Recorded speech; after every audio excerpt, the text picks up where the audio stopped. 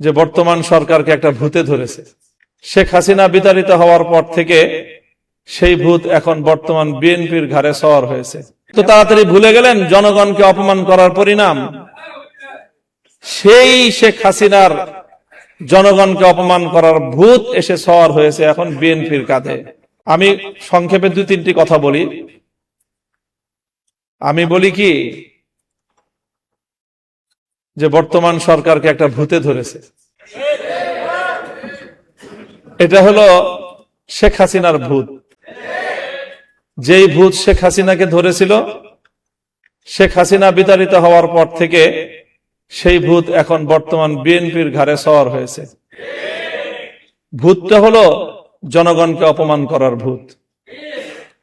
শেখ হাসিনার 15 বছরের শাসনামলকে যদি খুব সংক্ষেপে বর্ণনা করা হয়, তাহলে সেটা ছিল এদেশের জনগণকে নিয়ে উপহাস করা, জনগণকে যখন তখন যেভাবে ইচ্ছা সেভাবে অপমান করা।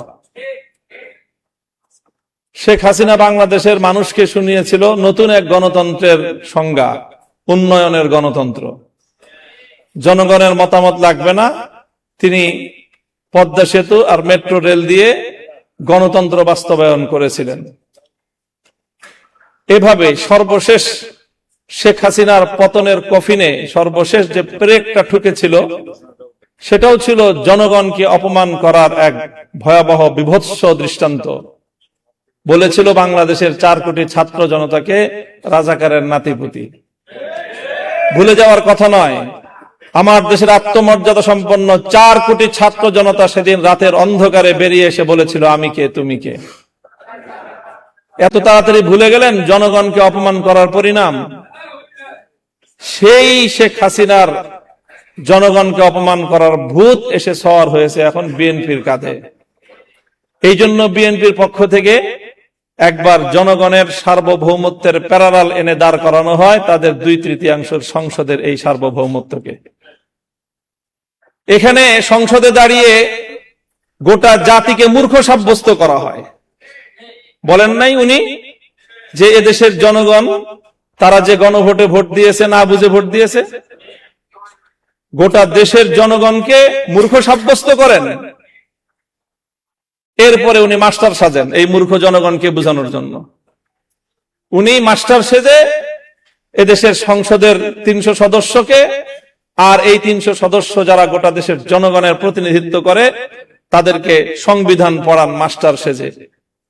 দাম্ভিকতার একটা সীমা থাকা উচিত। আপনারা জনগণকে অপমান করছেন। এই ভূত আসলে আপনাদের ঘাড়ের নতুন ভূত না, এটা শেখ হাসিনার ঘাড়ে সওয়ার হওয়া সেই পুরাতন ভূত আপনাদের কাঁধে এসেছে। আল্লামা সাঈদী রহমতুল্লাহ আলাইহির একটা খুব আলোচিত দৃষ্টান্তর কথা বলে আলোচনা শেষ করছি। ওই যে একটা আপনার বন্টনের গল্প শুনিয়েছিলেন না, যে সিংহ, গাধা আর শ্রীগাল মিলে একটা শিকার করেছে। এরপরে সিংহ বলেছে, এখন তো শিকার করলাম গরু, হরিণ আর খরগোশ, এখন 3 জন মিলে শিকার করেছি, বন্টন না করে তো খাওয়াটা এটা বেইনসাফি দেখায়। কাজে একটা পদ্ধতি অনুযায়ী তুমি বন্টন করো। গাধাকে বন্টন করতে দিল, গাধা বন্টন করলো, আপনি বড়, আপনি গরুটা খান, আমি মাঝাও, আমি হরিণটা খাই, আর ওই পাতি শিয়াল ও ছোট ও খরগোশটা খাক। তো সিংহ এক চর মেরেছিল, এক চরে তার ঘাড় উপরে পড়ে গিয়েছিল। এরপরে বলল যে শ্রীগালকে বলল, তুই ভাগ কর। না মহারাজ, কি ভাগ করব? না না, আমি তো ভাগ ছাড়া খাবো না, আমি তো সিস্টেম ছাড়া খাই না, সাংবিধানিক পদ্ধতি বাস্তবায়ন হবে তারপরে সেটা আমি খাবো। শ্রীগাল বলল যে আপনি গরুটা দিয়ে সকালবেলায় আপনি ব্রেকফাস্ট করবেন, হরিণটা দিয়ে ডিনার করবেন, লাঞ্চ করবেন, আর খরগোশটা দিয়ে আপনি ডিনার করবেন। জিজ্ঞাসা করলো, এত সুন্দর বন্টন তোরে শিখাইছে কে? তো শ্রীগাল বলে, ওই যে একটু আগে যে গাধার পরিণাম আমাকে এই উত্তম বন্টন শিক্ষা দিয়েছে। হাসিনার ভূত যার কাঁধে ভর করেছে তাদেরকে বলতে চাই, হাসিনাকে অনেক মানুষ বলতো যে খুব রাজনীতি বুঝে। আমি তখনই বলতাম যে হাসিনার মতো বেকুব রাজনীতিবিদ বাংলাদেশে দ্বিতীয় কেউ জন্ম নেয় নাই। 70 বছরের আওয়ামী লীগকে বাংলাদেশ থেকে ধ্বংস করে দিয়ে গিয়েছে শেখ হাসিনা। শেখ হাসিনা গাধার মতো ভূমিকা পালন করতে গিয়ে সীমান্তের অপর প্রান্তে গিয়ে পড়েছে।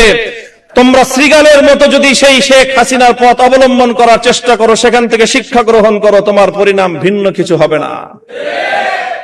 ক্ষমতার মসনদে বসলে জনগণকে খুব ক্ষুদ্র মনে হয় না?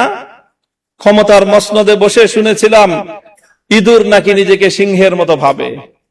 আজকে বিএনপির অবস্থা দেখে মনে হচ্ছে তারা ক্ষমতার মসনদে বসার পর জনগণকে তারা ইঁদুর আর নিজেদেরকে সিংহের মতো ভাবছে। আমরা পরিষ্কার ভাষায় বলি, জনগণকে সম্মান করতে শিখো। গণভোটের যে রায়, বাংলাদেশে এটি চতুর্থ গণভোট আজকের আলোচনায় এসেছে। বাংলাদেশের তো নয়, বিশ্ব ইতিহাসে রেফারেন্ডাম এবং গণভোটকে এইভাবে উপেক্ষা করার কোন দৃষ্টান্ত এবং নজির নাই। এই নতুন নজির সাব্যস্ত করে, নতুন নজির স্থাপন করে নিজেদেরকে ইতিহাসের আস্থা করে নিক্ষেপ করবেন না।